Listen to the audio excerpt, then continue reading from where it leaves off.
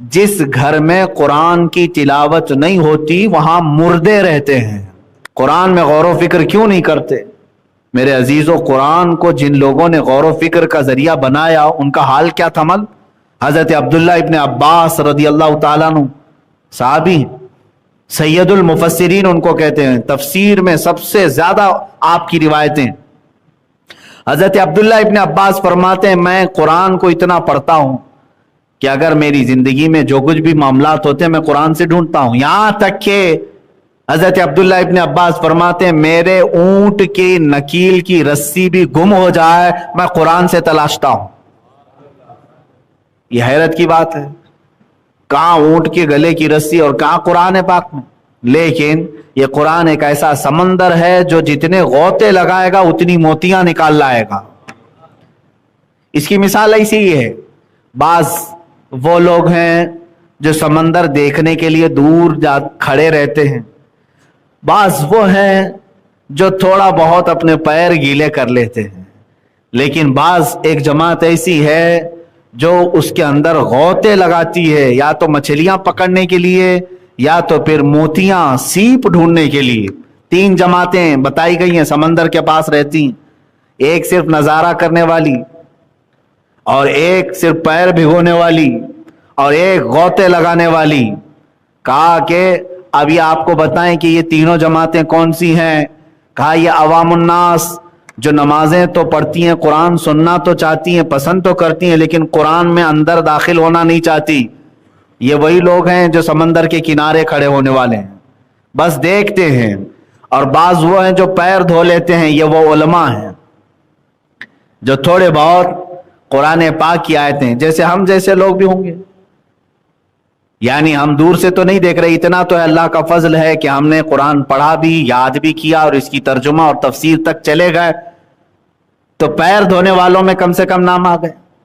لیکن فرمایا گیا کہ وہ جماعت جو غوطے لگاتی ہے وہ امام اعظم ابو حنیفہ، امام شافعی، امام مالک، امام احمد بن حنبل، یہ وہ لوگ ہیں جو قرآن پڑھتے ہیں اور اس کی باریکیاں اور اس کے اندر کی موتیاں نکال کر کے قوم کو پیش کرتے ہیں۔ تو یہ تین جماعتیں ہیں۔ اب آپ کا کون سی جماعت میں نام آتا ہے یہ آپ کو ڈیسیژن لینا ہے، آپ کا فیصلہ ہے۔ بلکہ میں سمجھتا ہوں بعض تو وہ ہوں گے جو سمندر سے ڈر کے روڈ پہ ہی کھڑے ہوتے ہوں گے، دیکھتے بھی نہیں ہوں گے، قریب بھی نہیں جاتے ہوں گے۔ ایسی بھی جماعت ہے، وہ جانا بھی نہیں چاہتے ہو قرآن کے قریب۔ آج شاید ان لوگوں میں بھی کئی لوگوں کا نام شامل ہو سکتا ہے۔ الحمدللہ مسجدوں میں آنے والے کم سے کم اتنا تو ہے کہ قرآن سنتے ہیں، نمازوں میں قرآن سنتے ہیں، یا پھر کسی اور موقع پر قرآن سن لیتے ہیں، لیکن اس پہ غور و فکر نہیں کرتے، نہ ہی اس کے ترجمے کی طرف جاتے، نہ تفسیر کی طرف۔ اتنا تو ہے کہ قرآن دیکھتے ہیں، چومتے ہیں، چھوتے ہیں، اور بعض لوگ قسم کھانے کے لیے اٹھا بھی لیتے ہیں، یا میتوں پر پڑھنے کے لیے قرآن خوانی کروا لیتے ہیں، اتنا تو کر ہی لیتے ہیں۔ اور بعض علماء ہیں جو قرآن پاک کے ترجمے پڑھ لیتے ہیں، تفسیریں پڑھ لیتے ہیں اور بیان بھی کر لیتے ہیں، لیکن وہ جماعت آپ نظر نہیں آتی جو غوطے لگاتی تھی، سمندر میں ڈوب کر کے موتیاں نکالتی تھی، وہ جماعت اب نظر نہیں آئے گی۔ لیکن میرے عزیزو، ان تین جماعتوں کے علاوہ چوتھے میں نہ آ جاؤ، جو قرآن کو چھونا بھی نہیں چاہتے، دیکھنا بھی نہیں چاہتے، ورنہ ہلاکت ہوگی۔ اسی لیے فرمایا، حدیث پاک میں ہے، جس گھر میں قرآن کی تلاوت نہیں ہوتی وہاں مردے رہتے ہیں۔ اس گھر میں مردے رہتے ہیں۔ کس کے گھر میں مردے رہتے ہیں ان کو خود معلوم ہونا چاہیے۔ عورتوں کو چاہیے کہ قرآن کی تلاوت کریں، بچوں کو قرآن کی تلاوت سکھائے۔ حضرت عبداللہ ابن مسعود رضی اللہ تعالیٰ عنہ سے متعلق ایک روایت ملتی کہ جب قحط آ گیا لوگ پریشان تھے، لیکن آپ خوشحال تھے، اور آپ کے پیشانی پر ذرا برابر بل نہیں۔ کچھ لوگوں نے پوچھا قحط سالی کا کچھ خوف نہیں آپ کو؟ کہا نہیں، ڈر نہیں ہے، اس لیے کہ میں نے رسول کریم صلی اللہ تعالیٰ علیہ وسلم سے سنا ہے جس کے گھر میں اس کی بچیاں یا بچے سورہ واقعہ پڑھتے ہیں وہ کبھی محتاج نہیں ہوں۔ میں اپنی بچیوں کو سورہ واقعہ کی تلاوت روزانہ کرواتا ہوں، مجھے قحط کا کوئی خوف نہیں۔ عزیزان گرامی وقار، آپ بھی کیا اپنے بچوں اور بچیوں کو اس طرح کی روٹین میں لگاتے ہیں؟ خود کو بھی تو چاہیے. آج چلو قرآن اٹھانے میں اگر تمہیں بھاری لگتا ہے تو ہر ایک کے موبائل میں آ چکا ہے. موبائل تو ایسا تمہارا یار ہے کہ اس سے دور رہتے نہیں ہو. نہ سونے کے وقت، نہ کھانے کے وقت، نہ طہارت میں جانے کے وقت کہیں نہیں چھوڑتے اس کو. اتنا قریبی یہ لنگوٹ یار ہے. اس کے باوجود اس کے استعمال میں کبھی اس کے نصیب میں اس کی اسکرین پر قرآن کھولنا نہیں آتا. ڈاؤن لوڈ کر لو، قرآن پاک رکھ لو، کبھی تو نکالو قرآن پاک. اگر دیکھ کے پڑھ نہیں سکتے تو کم سے کم ریکارڈڈ قرآن پاک کی آوازیں اس میں سینکڑوں قاریوں کی قرآن کی تلاوت محفوظ ہے. اے نوجوانوں، اگر تمہارے پاس دیکھ کر کے پڑھنے کا اتنا موقع نہیں مل رہا ہے تو تم ایئر فون لگا کر کے گندے اور غلیظ گانے سننے سے بہتر ہے کہ قرآن کے نغمے سن لو. اپنے کانوں میں ایئر فون لگا کر کے بہت ساری چیزیں تم سنتے رہتے ہو، قرآن سنو. اگرچہ تمہیں سمجھ میں نہ آئے لیکن ایک بات یاد رکھو، قرآن بارش ہے، تمہارے دل کو دھوتا رہے گا، دھوتا رہے گا. جس قدر آیتیں تمہارے کانوں میں پڑتی جائیں گی اتنا تمہارے دل کا میل یہ دھوتا رہے گا. قرآن سننا بھی عبادت ہے، پڑھنا بھی ہے، سننا بھی عبادت ہے. لیکن کیا سب سے زیادہ نا انصافی ہم نے قرآن کے ساتھ نہیں کی؟ ہماری قوم نے. آج یہ قرآن سب سے زیادہ دور ہو گیا. بچپن میں ہم اپنے بچوں کو قرآن سینے سے لگا کر کے بھیجتے تھے مدرسوں کو. یہی آج بھی معمول ہے. بچہ جب مدرسے آتا ہے تو سینے سے لگا کر کے آتا ہے، قرآن ہو کہ پارا ہو کہ قاعدہ ہو. لیکن وہی بچہ اسکول جاتا ہے تو اپنا پورا بستہ بیگ پورا پیٹھ پیچھے ڈال کر جاتا رہتا ہے. کبھی اس کو ہم آبزرو نہیں کرتے. بچپن سے ہمارے بزرگوں نے بتایا تھا کہ قرآن سینے کی طرف پہلے نمبر پر ہو، بعد میں اس کے بعد جو کچھ بھی ہے وہ قرآن کے بعد. لیکن بڑا ہونے کے بعد بچہ اس کو پیچھے ڈال دیتا ہے، اس کو آگے کر لیتا ہے. قرآن پاک کو چھوڑ دیا جاتا ہے. اور بہت سارے لوگوں کا تو آج رواج ایسا ہے کہ ایک بار قرآن دیکھ کر کے ناظرہ ختم ہو گیا، ختم قرآن کی محفل ہو گئی، اس کی ہدیہ ہو گیا، اس میں لڈو لایا، گل پوشی کیا، استاد کو نذرانہ دے دیا، اس کے بعد قرآن اٹھا کر کے رکھ دیا. اب کسی سے ہم نے کہا بھی تھا بیٹا قرآن پڑھو، کہا نہیں میرا ختم ہو چکا ہے قرآن. ارے قرآن ناظرہ ختم ہو گیا تو اس کا مطلب کیا ہے؟ یہ کوئی ڈگری تھی جو تو انجینئرنگ کر رہا تھا اب دوبارہ نہیں پڑھے گا؟ قرآن تو تجھے استاد نے سلیقہ سکھایا پوری زندگی بھر پڑھنے کے لیے. موت آنے تک قرآن کو اپنے ساتھ رکھو. اور یہ تمہارا ایسا رفیق ہے، ایسا دوست ہے جو قبر میں بھی تمہارا ساتھ نہیں چھوڑتا. بلکہ فرمایا گیا قبر میں اگر کوئی تمہارے لیے انسیت کا سبب بن سکتا ہے، کوئی تمہارے دل کو ہلکا کرے گا گھبراہٹ سے، ڈر سے، تو قرآن ہے. قرآن تمہارے لیے قبر میں بھی آئے گا. اور میرے آقا صلی اللہ تعالی علیہ وسلم تو یہاں تک ارشاد فرماتے ہیں قیامت کے دن قرآن جس کی سفارش کر جائے پھر اس پر جنت میں جانا واجب ہوگا، اور جس کے خلاف کھڑا ہو گیا قرآن اسے پھر دوزخ میں جانا واجب ہو جائے گا، وہ ضرور دوزخ میں چلا جائے گا. آپ اس قرآن کو دیکھ کر کے کبھی یہ دیکھو دل پر ہاتھ رکھ کر کے کہ کہیں ایسا تو نہیں کہ یہ قرآن قیامت میں میرے خلاف نہ کھڑا ہو جائے، میں نے اس کا حق ہی نہیں ادا کیا. برسوں ہو جاتے چھوا نہیں، مہینوں ہو جاتے اٹھایا نہیں، ہفتے ہو جاتے. میرے عزیزوں قرآن کو اٹھاؤ. اسی لیے میں بارہا کہتا ہوں بڑھاپا بھی آ گیا تو کیا فرق پڑتا ہے؟ اگر تم نے اپنی جوانی میں یا بچپن میں نہیں سیکھا تھا تو قرآن سیکھنے میں کوئی شرم اور عیب کی بات نہیں، کوئی شرم اور عیب کی بات. میرے استاد گرامی، میرے مرشد گرامی حضور تاج الشریعہ رحمت اللہ تعالی علیہ کو میں نے خود دیکھا 70 سال کی عمر میں وہ قرآن حفظ کر رہے تھے، جبکہ ان کی آنکھیں بھی جا چکی تھی، گلے کی آواز میں تکلیف تھی، کان میں سننے میں تکلیف تھی. اس کے باوجود 70 سال کی عمر کے بعد وہ قرآن حفظ کر رہے تھے. قرآن تو بچپن میں دیکھ کر کے پڑھنا سیکھ گیا اور سب معانی تفاسیر سب آ گئے، لیکن ان کا ایک شوق تھا کہ میں حافظ قرآن بھی بنوں. کب شروع کیا؟ 70 سال کے بعد. اور کسے سناتے تھے؟ 15 سال کے ایک بچے کو سناتے تھے، جبکہ ان کے مریدین میں ہی بڑے بڑے علماء اور فقہاء ہیں.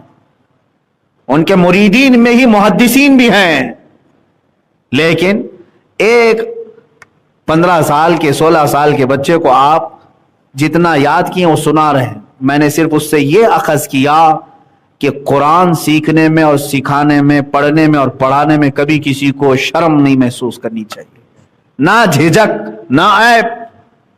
بڑے بڑے علماء نے جب اس عمر میں قرآن حفظ کرنا شروع کیا ہے، تو آج اگر کسی کی عمریں زیادہ ہو گئی اور وہ قرآن دیکھ کر کے بھی پڑھنا نہیں سیکھا تھا، تو میرے عزیز اب بھی تمہارے پاس وقت ہے، جب تک تمہاری آنکھیں سلامت ہے، زبان سلامت ہے، پڑھ لو اس کو، ورنہ قیامت کے دن اتنی سخت پکڑ ہوگی، قرآن کھڑا ہو گیا اگر تمہارے خلاف تو پھر جنت میں جانا مشکل ہو جائے گا۔ اب رسول پاک صلی اللہ تعالی علیہ وسلم جن پر خود قرآن اترا ہے، حضور صاحب قرآن ہے، قرآن ان پر اترا ہے، وہ دعا کرتے ہیں اللہ کی بارگاہ میں، اللہم اجعل القرآن حجتا لنا لا حجتا علینا، اے اللہ قرآن کو ہمارا سفارشی بنا، ہمارے خلاف کھڑے ہونے والا نہ بنا۔ حضور دعا کرتے تھے، اللہ کے نبی دعا کرتے تھے، تو باقی لوگوں کو خوف نہیں ہوتا، ڈر نہیں ہوتا کہ میں نے قرآن چھوا ہی نہیں، پکڑا ہی نہیں، کیا ہوگا میرے ساتھ؟ اے عزیزو، مر جانے کے بعد دوسرے لوگوں سے قرآن خوانی کروا لینا یہ قرآن کا حق نہیں ہے، قرآن تمہارے زندوں کے لیے اترا ہے۔ عجیب بات نہیں کہ قرآن ایک زندہ معجزہ ہے اور زندوں کی ہدایت کے لیے آیا ہے، لیکن امت کا المیہ تو دیکھو مردوں پر پڑھنے کے لیے رکھ دیا اس کو، صرف مردوں پر پڑھنے کے لیے قرآن رکھا گیا ہے۔ قرآن زندوں کو جگانے کے لیے آیا ہے، ہاں مردوں پر ایصال ثواب تو ہم ضرور کریں گے، لیکن کل قرآن کا مقصد یہی نہیں ہے کہ قرآن خوانی کر کے ان کو ثواب پہنچائیں۔ قرآن کا جو اصل مقصد ہے وہ تمہیں زندگی کے اصول سکھانے آیا ہے، تمہیں دستور حیات دینے آیا ہے، جن کے دل سخت ہو چکے ہیں ان کے دلوں کو نرم کرنے آیا ہے، جو رب تعالیٰ سے برگشتہ ہو چکے انہیں اللہ کی بارگاہ میں لانے آیا ہے۔ تو اس کا مقصد ہی نہیں سمجھے، اور کیسے نہیں سمجھیں گے؟ کیسے سمجھیں گے جب چھوئیں گے نہیں اس کو، پکڑیں گے نہیں اس کو؟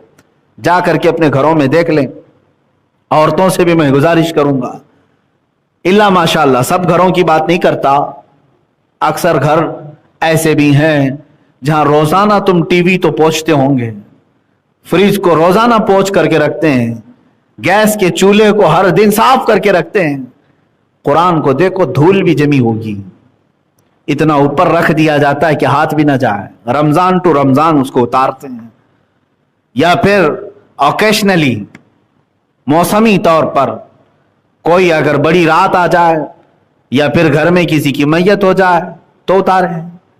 نہیں میرے عزیزو، قرآن تمہارے لیے اتنا عام ہو جائے، اتنا عام کہ تم اپنے دنوں کی ابتدا قرآن سے کرو، پھر دیکھو اللہ تعالیٰ تمہیں کس اوج پر پہنچائے گا۔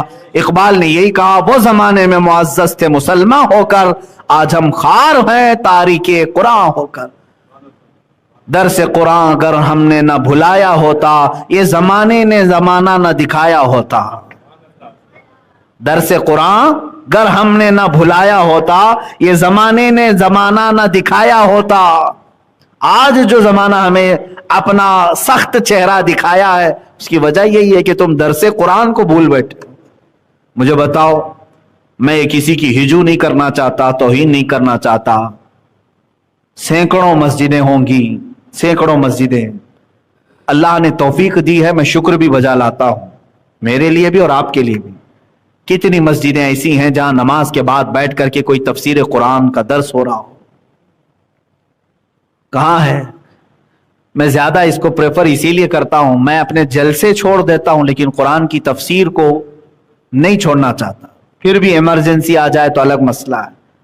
میں نے یہ محسوس کیا میری اپنی زندگی میں، آج تقریباً 10 سال ہو گئے قرآن کی تفسیر عرض کرتے ہوئے، میں نے محسوس کیا ہے جو ہارٹ چینجنگ، جو دل کا انقلاب قرآن کی تفسیر سے آتا ہے وہ بڑی بڑی کانفرنسوں سے بھی نہیں آتا۔ یہ میں نے محسوس کیا ہے، قرآن کا درس اور قرآن کی تفسیر جو دلوں کو بدلتی، آنکھوں میں آنسو لے آتی ہے، دل جو نرم ہو جاتا ہے اور رب کی بارگاہ میں جھکنے پر اپنی لذت محسوس کرتا ہے، وہ بڑے بڑے جلسوں میں بھی نہیں دیکھا۔ बड़ी बड़ी तकरीरों में भी नहीं हुआ। जलसे आज तकरीरों के इल्ला माशाअल्लाह सिर्फ दिखावा रह गया है। अल्लाह हम सबको हिदायत अता फरमाए। मैं अगर इन बातों को सख्ती के साथ अर्ज कर रहा हूं तो बाज लोग मुझे भी ब्लेम करेंगे कि आप भी जलसे बहुत सारी चीजें करते हैं। मेरे अजीजों में उसका मुखालिफ हूं। जलसे जरूर होनी चाहिए, लेकिन जलसों के अंदर जो रूहानियत होनी चाहिए वो गायब है। पान खाते लोग, गुटखा थूकते हुए लोग जलसों में खड़े हैं नापाकी की हालत में। ऐसा लगता है जैसे कोई तमाशा देखने के लिए सर्कस में आए हुए लोग दूर दूर खड़े होकर के तमाशा देख रहे हों, जैसे स्टेज पर कौन कितना चिल्ला रहा है। और आने वाला भी ये सोचता है कि मेरे ऊपर जितने नारे लगे उतना मैं कामयाब हो जाऊंगा, चाहे उनके दिल में बात उतरे कि ना उतरे। और इंतजामिया जो कमेटी होती है जलसे कराने वाली, उनका भी ख्याल यही होता है साइलेंट मुकर्रिर नहीं चलता, थोड़ा उछल कूद करने वाला चाहिए, लोगों को कुछ हंसाए, लोगों को कुछ जोश दिलाए। तो फिर अगर यही निजाम जलसों का रह गया तो मैं समझता हूं ये बेकार है, फजूल है, माल का जिया है, पैसों का खर्च करना है। मैं समझता हूं वो जलसा सबसे बेहतर है जिसमें लोग बावजू बैठे हों, तहारत के साथ आए हों, कुरान करीम की तफसीर हो, अहादीस रसूल बयान हो, उलमाए उम्मत, सुलहाए उम्मत, औलिया कामिलीन के उनके तज़किरे हों, और फिर सुनने वाला उस दिन अहद करके उठे कि मैं यहां पर सर्कस देखने नहीं आया था बल्कि अपने दिल को बदलने आया था। वो तौबा करके उठे तो यकीनन उसका फायदा होगा। लेकिन मेरे अजीजों, जहां कहीं आपकी पहुंच है या मेरी आवाज जहां तक पहुंचती है, मैं ये कहूंगा हर आलिम को चाहिए कि वो तफसीर कुरान को शुरू कर दे। अपनी कौम को जब तक तुम कुरान से करीब नहीं करोगे तब तक ये धक्के खाती रहेगी। कुरान इनके लिए आया है, हमारे लिए आया है। दरसे कुरान अगर हमने ना भुलाया होता, ये जमाने ने जमाना ना दिखाया होता।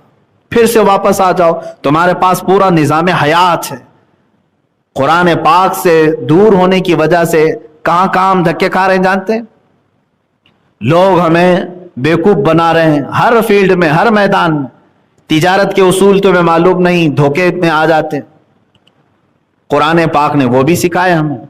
बीमार हो गए तो सबसे पहले बाबाओं के चक्कर काटे और ज्योतिषियों के पास जाके हाथ दिखाए, हमारी भविष्यवाणी करो, क्या होगा क्या नहीं होगा, फाल खोल करके देखो। बहुत सारे लोग यही, अच्छा ये बाज लोग, मैं उनको गलत नहीं कहता, हमारे पास भी आकर सीधे यही कहते हैं फाल खोल के देखना है। मेरे भाई, मैं फाल खोलने वाला नहीं हूं, तोता लेके नहीं बैठा हूं। वो तोते वाले लोग होते हैं। लेकिन हो ये रहा है कि कसरत से सारे लोग इस काम में मुब्तला हो गए, इसलिए वो आज आकर के, उनका वो भोलापन है, उन्हें मालूम नहीं। हाँ, इस्तिखारा इसको कहते हैं। इस्तिखारा करके बता दें कि क्या है। इस्तिखारा सुन्नत है। अब तुमने कुरान पाक को जब छोड़ा तो इसी तरह के धक्के खाने होंगे। लोगों के पास, इनके उनके पास जाकर के पैसे भी खर्च करना और गलत तरीके से जादू, सहर, टोने, इन तमाम चीजों में अपने आप को मुलव्विस कर लेना, ये धक्के नहीं है तो और क्या है मेरे जी? जब कुरान कहता है वो नुनज़्ज़िलु मिनल कुरान मा हुवा शिफा व रहमतुल लिल मुमिनीन, हमने कुरान में हर वो चीज उतार दी जो मोमिनों के लिए शिफा है और रहमत है।